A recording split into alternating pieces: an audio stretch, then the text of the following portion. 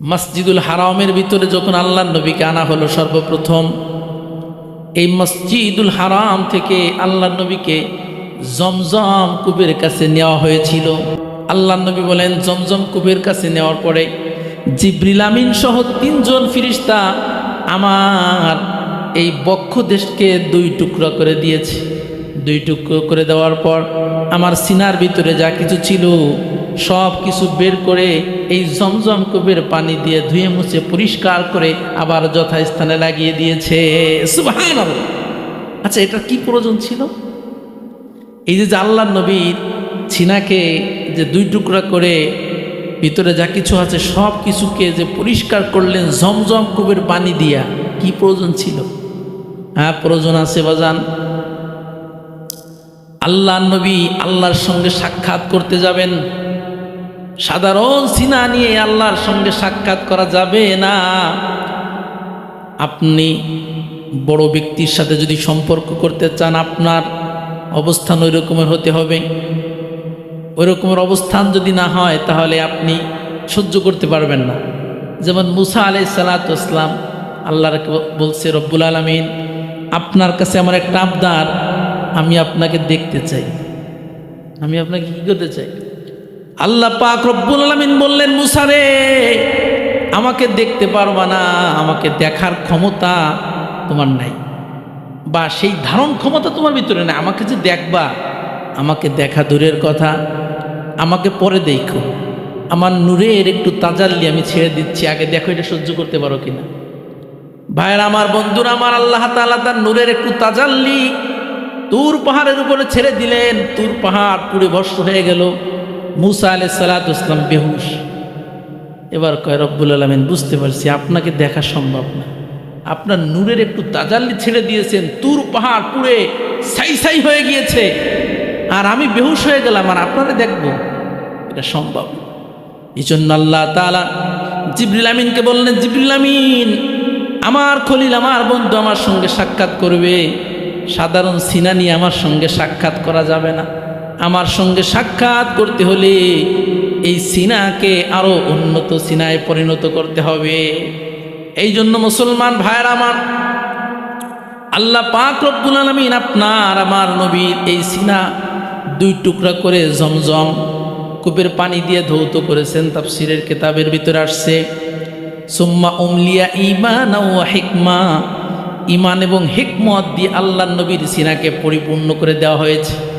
এই জন্য ভালো কাজ করার জন্য অন্তরকে উপযুক্ত করতে হয়। অন্তর যদি ভালো কাজের উপযুক্ত না হয়, ভালো কাজ ধারণ করার ক্ষমতা যদি অন্তরের ভিতরে না থাকে, তাহলে ওই অন্তরকে আগে পুত পবিত্র করতে হবে। এই জন্য এই রসুল পাক সাল্লাল্লাহু আলাইহি ওয়াসাল্লামের এই যে সিনা বিদীর্ণ করা হয়েছে, এই ইতিহাস থেকে মুফাসসিরিন ইকরাম বলে, ইলমে দ্বীন হাসিল করলে, ইলমে দ্বীন হাসিল করতে হলে অন্তরকে পবিত্র করা লাগবে।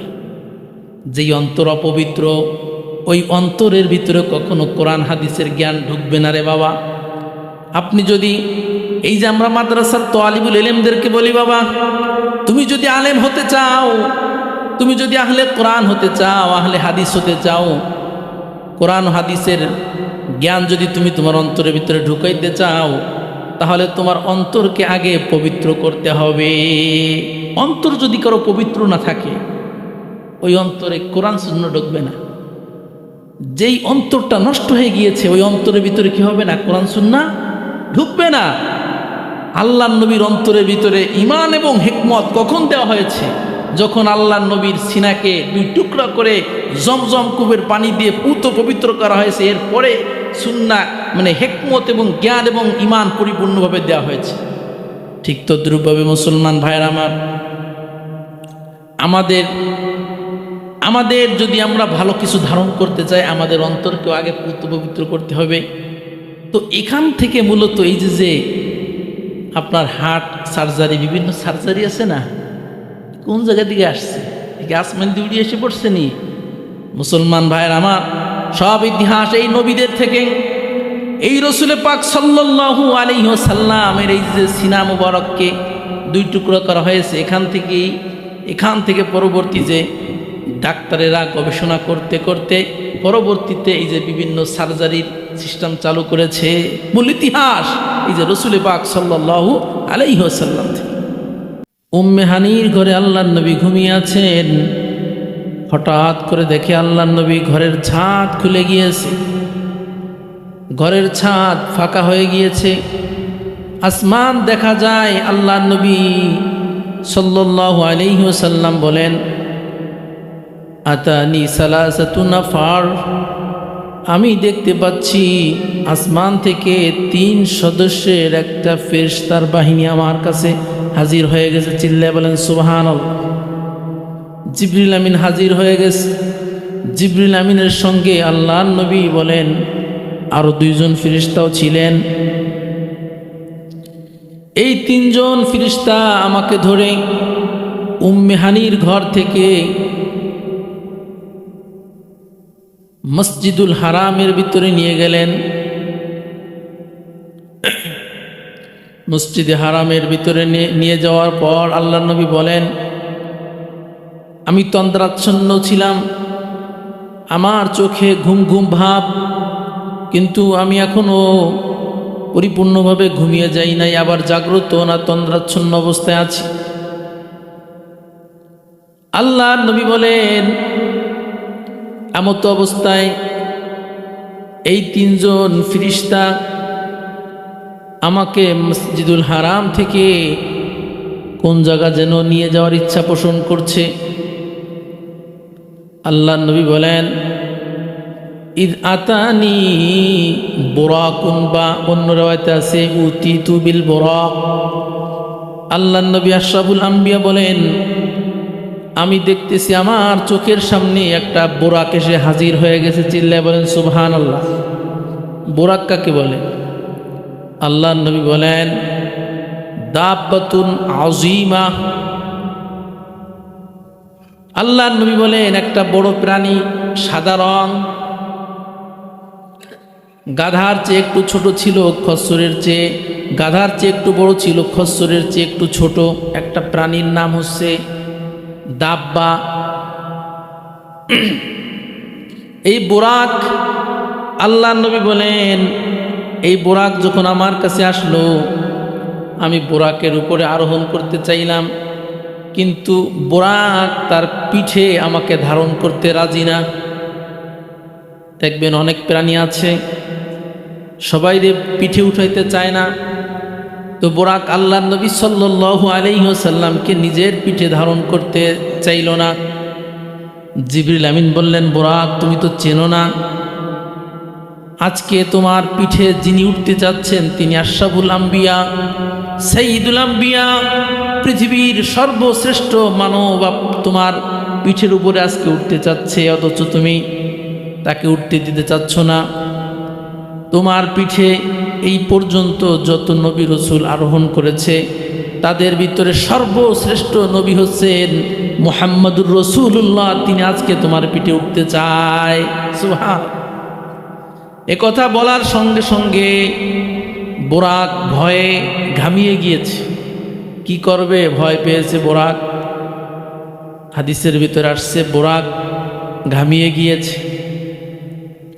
আল্লাহর নবী সাল্লাল্লাহু আলাইহি ওয়াসাল্লাম এই বোরাকের উপর আরোহণ করছেন। এই বোরাকের উপর আরোহণ করে আল্লাহর নবী মসজিদুল হারাম থেকে মসজিদুল আকসা পর্যন্ত ভ্রমণ করেছেন। এটা কোরআনুল হাকিমের ভিতরে আছে। আল্লাহ পাক রব্বুল আলামিন বলেন, সুবহানাল্লাযী আসরা বিআবদিহি লাইলাম মিনাল মাসজিদিল হারাম ইলাল মাসজিদিল আকসাল্লাযী বারাকনা হাওলাহু লিনুরিয়াহু মিন আয়াতিনা। আল্লাহ পাক রব্বুল আলামিন সূরাতু বনী ইসরাঈলের ভিতরে আল্লাহ তাআলা বলেন, সুবহানা, আল্লাহ পাক রব্বুল আলামিন মহিমান্বিত, পুত পবিত্র, আল্লাযী আসরা বিআবদিহি লাইলাম মিনাল মাসজিদিল হারাম ইলাল মাসজিদিল আকসা, যিনি তার প্রিয় বান্দা মুহাম্মদুর রাসূলুল্লাহ সাল্লাল্লাহু আলাইহি ওয়াসাল্লামকে গভীর রজনীতে মসজিদুল হারাম থেকে মসজিদুল আকসা পর্যন্ত ভ্রমণ করিয়েছেন। এই ভ্রমণকে বলা হয় ইসরা। আল ইসরাউ শব্দের অর্থ হলো রাত্রিকালীন ভ্রমণ। রাতে যে ভ্রমণ করে এই ভ্রমণকে কি বলে? ইসরা। তো আল্লাহ তাআলা বলেন আল্লাযী আসরা বিআবদিহি লাইলাম মিনাল মাসজিদিল হারাম ইলাল মাসজিদিল আকসা। মহিমান্বিত হচ্ছেন তিনি যিনি তার প্রিয় বান্দা মুহাম্মদুর রাসূলুল্লাহকে গভীর রজনীতে মসজিদুল হারাম থেকে মসজিদুল আকসা পর্যন্ত ভ্রমণ করিয়েছেন। এটাকে বলা হয় ইসরা। আর মিরাজ কাকে বলে? মিরাজ সামনে আসতেছে। মসজিদুল হারাম থেকে মসজিদুল আকসা পর্যন্ত আল্লাহর নবী যে ভ্রমণ করতে যাচ্ছেন, যে সফর করতে যাচ্ছেন, এই সফরের নাম হচ্ছে ইসরা। আল্লাহর নবী বলেন মসজিদুল হারামে যখন আমার চোখের সামনে বোরাক আনা হলো, আমি বোরাকের উপর আরোহণ করলাম। বোরাকের উপর আরোহণ করে আমি মসজিদুল আকসা, মসজিদুল হারাম এটা মক্কায় অবস্থিত, আর মসজিদুল আকসা, মসজিদুল হারাম এটা হচ্ছে পৃথিবীর ইতিহাসে সর্বপ্রথম মসজিদ। মসজিদুল হারাম কি? পৃথিবীর সর্বপ্রথম মসজিদ। এটা হচ্ছে মক্কাতুল মুকাররমায় অবস্থিত। মক্কায় অবস্থিত যে মসজিদ এটাকে বলা হয় মসজিদুল হারাম। এটা হচ্ছে পৃথিবীর ইতিহাসে সর্বপ্রথম মসজিদ। লম্বা ঘটনা আছে, ওইদিকে যাব না। সর্বপ্রথম আল্লাহ তাআলা বলেন ইন্না আউওয়ালা বাইতি উযিয়া লিন-নাসি লাল্লাযী বিবাক্কাতা মুবারাকাও ওয়া হুদাল লিল আলামিন। আল্লাহ বলেন, ও দুনিয়ার মানুষ, পৃথিবীর ইতিহাস তো বহুত পড়েছো, আসল ইতিহাস তোমাদের জানা নেই। সর্বপ্রথম ঘর কোনটা? ইন্না আউওয়ালা বাইতি উযিয়া লিন-নাস।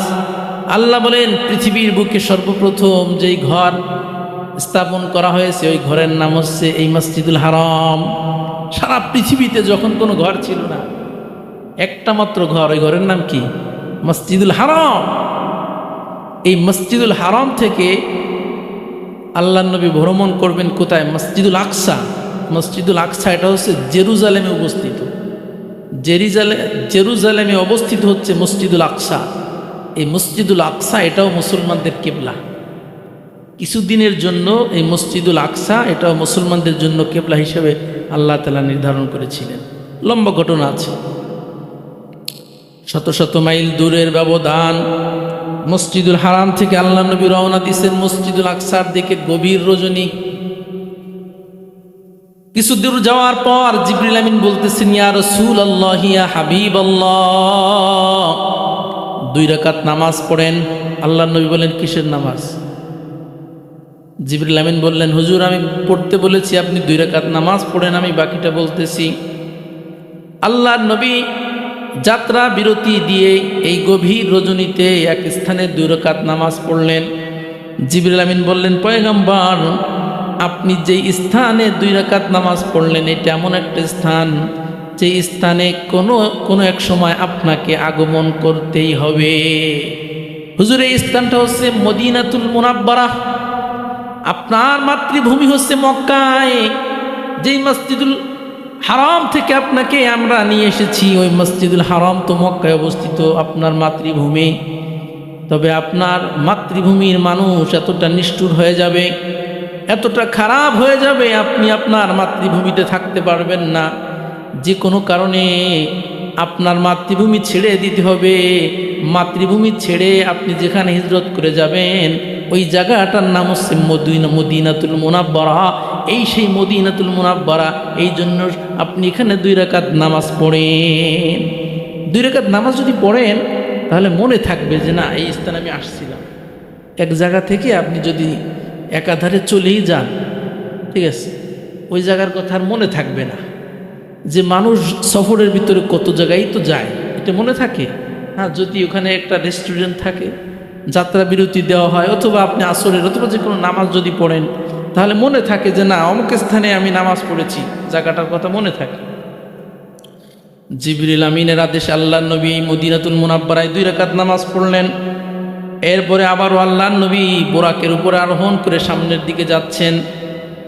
কিছুক্ষণ পর আল্লাহর নবীকে আবার বলা হলো, পয়গম্বর আপনি এখনো 2 রাকাত নামাজ পড়েন, এই স্থানটাও অনেক ভালো জায়গা, এখানেও 2 রাকাত নামাজ পড়েন। আল্লাহর নবী সেখানেও 2 রাকাত নামাজ পড়লেন। নামাজ শেষে জিবরিল আমিন বললেন, হুজুর এই যে স্থান যেখানে আপনি 2 রাকাত নামাজ পড়েছেন, এই জায়গার নাম হচ্ছে তুরু পাহাড়। সুবহানাল্লাহ। কি পাহাড়?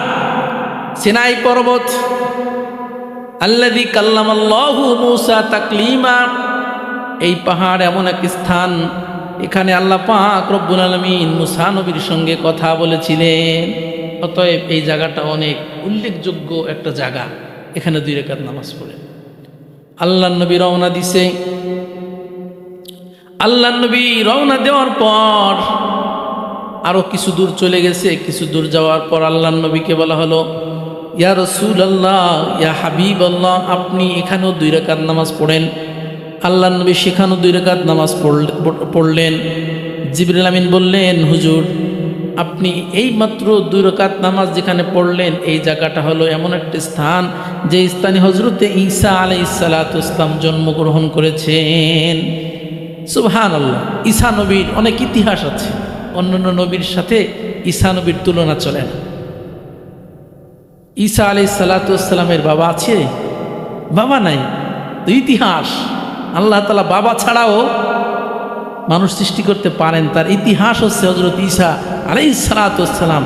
যেহেতু আল্লাহ তাআলার বড় নিদর্শন, বড় কুদরত, এই জন্য আল্লাহ নবীকে বলা হলো, ইয়া রাসূলুল্লাহ, এই জমিতে বা এই ভূমিতে হযরত ঈসা নবী জন্মগ্রহণ করেছেন, এই জন্য 2 রাকাত নামাজ পড়েন। মুসলমান ভাইরা আমার, ঘটনার কিছু অংশ ছুটে গিয়েছে।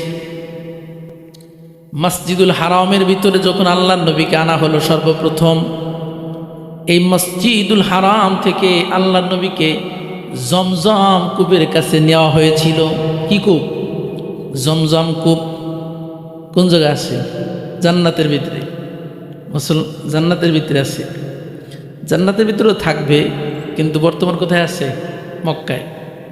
মুসলমান ভাইয়ের আমার, এই জমজম কূপের কাছে আল্লাহ নবী সাল্লাল্লাহু আলাইহি ওয়াসাল্লামকে নেওয়া হলো। আল্লাহ নবী বলেন, জমজম কূপের কাছে নেওয়ার পরে জিবরিল আমিন সহ 3 জন ফেরেশতা আমার এই বক্ষ দেশকে 2 টুকরা করে দিয়েছে। 2 টুকরো করে দেওয়ার পর আমার সিনার ভিতরে যা কিছু ছিল সব কিছু বের করে এই জমজম কূপের পানি দিয়ে ধুয়ে মুছে পরিষ্কার করে আবার যথাস্থানে লাগিয়ে দিয়েছে। সুবহানাল্লাহ। আচ্ছা, এটা কি প্রয়োজন ছিল? এই যে আল্লাহর নবীর সিনাকে যে 2 টুকরা করে ভিতরে যা কিছু আছে সব কিছুকে যে পরিষ্কার করলেন জমজম কূপের পানি দিয়া, কি প্রয়োজন ছিল? হ্যাঁ, প্রয়োজন আছে বাজান। আল্লাহর নবী আল্লাহর সঙ্গে সাক্ষাৎ করতে যাবেন, সাধারণ সিনা নিয়ে আল্লাহর সঙ্গে সাক্ষাৎ করা যাবে না। আপনি বড় ব্যক্তির সাথে যদি সম্পর্ক করতে চান, আপনার অবস্থান ওই রকমের হতে হবে। ওই রকমের অবস্থান যদি না হয়, তাহলে আপনি সহ্য করতে পারবেন না। যেমন মুসা আলাইহিস সালাতু ওয়াসসালাম আল্লাহকে বলছে, রব্বুল আলামিন, আপনার কাছে আমার একটা আবদার, আমি আপনাকে দেখতে চাই। আমি আপনাকে কি করতে চাই? আল্লাহ পাক রব্বুল আলামিন বললেন, মুসা রে, আমাকে দেখতে পারবা না, আমাকে দেখার ক্ষমতা তোমার নাই, বা সেই ধারণ ক্ষমতা তোমার ভিতরে নাই। আমাকে যে দেখবা, আমাকে দেখা দূরের কথা, আমাকে পরে দেখো। আমার নূরের একটু তাজাল্লি আমি ছেড়ে দিচ্ছি, আগে দেখো এটা সহ্য করতে পারো কিনা। ভাইয়ের আমার, বন্ধুরা আমার, আল্লাহ তাআলা তার নূরের একটু তাজাল্লি তুর পাহাড়ের উপরে ছেড়ে দিলেন। তুর পাহাড় পুড়ে ভস্ম হয়ে গেল। মুসা আলাইহিস সালাতু ওয়াসসালাম বেহুশ। এবার কয়, রব্বুল আলামিন, বুঝতে পারছি আপনাকে দেখা সম্ভব না, আপনার নূরের একটু তাজাল্লি ছেড়ে দিয়েছেন, তুর পাহাড় পুড়ে ছাই ছাই হয়ে গিয়েছে, আর আমি বেহুশ হয়ে গেলাম, আর আপনারা দেখবো, এটা সম্ভব। এই জন্য আল্লাহ তাআলা জিবরিল আমিনকে বললেন, জিবরিল আমিন, আমার খলিল, আমার বন্ধু আমার সঙ্গে সাক্ষাৎ করবে, সাধারণ সিনা নিয়ে আমার সঙ্গে সাক্ষাৎ করা যাবে না। আমার সঙ্গে সাক্ষাৎ করতে হলে এই সিনাকে আরো উন্নত সিনায় পরিণত করতে হবে। এই জন্য মুসলমান ভাইয়ের আমার, আল্লাহ পাক রব্বুল আলামিন আপনার আমার নবীর এই সিনা 2 টুকরা করে জমজম কূপের পানি দিয়ে ধৌত করেছেন। তাফসীরের কিতাবের ভিতরে আসছে, সুম্মা উমলিয়া ঈমানা ওয়া হিকমা, ঈমান এবং হিকমত দিয়ে আল্লাহ নবীর সিনাকে পরিপূর্ণ করে দেওয়া হয়েছে। এই জন্য ভালো কাজ করার জন্য অন্তরকে উপযুক্ত করতে হয়। অন্তর যদি ভালো কাজের উপযুক্ত না হয়, ভালো কাজ ধারণ করার ক্ষমতা যদি অন্তরের ভিতরে না থাকে, তাহলে ওই অন্তরকে আগে পূত পবিত্র করতে হবে। এই জন্য এই রসুলে পাক সাল্লাল্লাহু আলাইহি ওয়াসাল্লামের এই যে সিনা বিদীর্ণ করা হয়েছে, এই ইতিহাস থেকে মুফাসসিরিন ইকরাম বলে, ইলমে দ্বীন হাসিল করলে, ইলমে দ্বীন হাসিল করতে হলে অন্তরকে পবিত্র করা লাগবে। যেই অন্তর অপবিত্র, ওই অন্তরের ভিতরে কখনো কোরআন হাদিসের জ্ঞান ঢুকবে না রে বাবা। আপনি যদি এই যে আমরা মাদ্রাসার তালিবুল ইলমদেরকে বলি, বাবা তুমি যদি আলেম হতে চাও, তুমি যদি আহলে কোরআন হতে চাও, আহলে হাদিস হতে চাও, কোরআন হাদিসের জ্ঞান যদি তুমি তোমার অন্তরের ভিতরে ঢুকাইতে চাও, তাহলে তোমার অন্তরকে আগে পবিত্র করতে হবে। অন্তর যদি কারো পবিত্র না থাকে, ওই অন্তরে কোরআন সুন্নাহ ঢুকবে না। যেই অন্তরটা নষ্ট হয়ে গিয়েছে, ওই অন্তরের ভিতরে কি হবে না? কোরআন সুন্নাহ ঢুকবে না। আল্লাহর নবীর অন্তরের ভিতরে ঈমান এবং হিকমত কখন দেওয়া হয়েছে? যখন আল্লাহর নবীর সিনাকে 2 টুকরা করে জমজম কূপের পানি দিয়ে পূত পবিত্র করা হয়েছে। এরপরে সুন্নাহ মানে হিকমত এবং জ্ঞান এবং ঈমান পরিপূর্ণভাবে দেওয়া হয়েছে। ঠিক তদ্রূপভাবে মুসলমান ভাইয়ের আমার, আমাদের যদি আমরা ভালো কিছু ধারণ করতে চাই, আমাদের অন্তরকেও আগে পূত পবিত্র করতে হবে। তো এখান থেকে মূলত এই যে আপনার হার্ট সার্জারি, বিভিন্ন সার্জারি আছে না, কোন জায়গা দিকে আসছে? আসমান দিয়ে উড়িয়ে এসে পড়ছে নি? মুসলমান ভাইয়ের আমার, সব ইতিহাস এই নবীদের থেকে, এই রসুল পাক সাল্লাল্লাহু আলাইহি ওয়াসাল্লামের এই যে সিনা মুবারককে 2 টুকরা করা হয়েছে, এখান থেকে পরবর্তী যে ডাক্তারেরা গবেষণা করতে করতে পরবর্তীতে এই যে বিভিন্ন সার্জারির সিস্টেম চালু করেছে। মূল ইতিহাস এই যে রসুল পাক সাল্লাল্লাহু আলাইহি ওয়াসাল্লাম থেকে। ভাইরা আমার, বন্ধুরা আমার, বলতেছিলাম আল্লাহ নবী মসজিদুল হারাম থেকে রওনা দিয়ে মসজিদুল আকসায় যেতেছিলেন। মাঝখানে কয় স্থানে নামাজ পড়ছেন? 3 স্থানে নামাজ পড়ার পর আল্লাহ নবী জেরুজালেমের ভিতরে প্রবেশ করলেন। জেরুজালেম মানে যেখানে বাইতুল মুকাদ্দাস। আল্লাহ নবী বাইতুল মুকাদ্দাসের কাছে যাওয়ার পরে আল্লাহ নবীর কাছে যে বোরাকটা ছিল, জিবরিল আমিন এই বোরাকটাকে একটা পাথরের সঙ্গে বেঁধে রাখছে। কিরের সঙ্গে? পাথরের সঙ্গে বাঁধার পরে আল্লাহ নবী এই মসজিদুল আকসার ভিতরে ঢুকছেন। ঢুকে আল্লাহ নবী আশ্চর্য হয়ে গেছে, কেমন যেন মসজিদুল আকসার ভিতরে কেমন যেন আজকে বড় কোনো আয়োজন করা হয়েছে। সমস্ত নবী রসুলগণ এই মসজিদুল আকসার ভিতরে হাজির। সুবহানাল্লাহ। গভীর রজনী, এই সমস্ত ঘটনা কিন্তু সব গভীর রজনীতে চলতেছে।